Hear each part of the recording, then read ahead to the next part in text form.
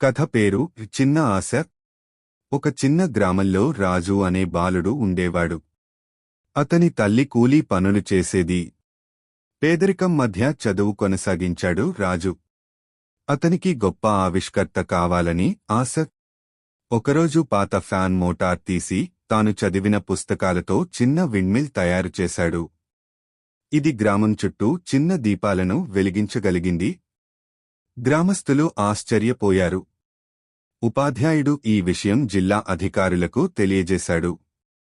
రాజుకు స్కాలర్షిప్ వచ్చింది. అతను చదువు కొనసాగించి ఇంజనీర్ అయ్యాడు. తల్లి ఆశ కన్నా పెద్ద విజయాన్ని అందుకున్నాడు రాజు. మూల సందేశం: ఆశ ఉంటే అవకాశాలు వస్తాయి. ఇంకా ఇలాంటి కథలు కావాలా? అయితే కామెంట్ బాక్స్లో కామెంట్ చెయ్యండి. మీ అభిరుచి తగ్గట్టుగా కథలు తీసుకువస్తాను. అన్నట్టు చెప్పడం మర్చిపోయాను. అలా వెళ్లే ముందు మా ఛానెల్ను సబ్స్క్రైబ్ చేసుకోవచ్చు కదా.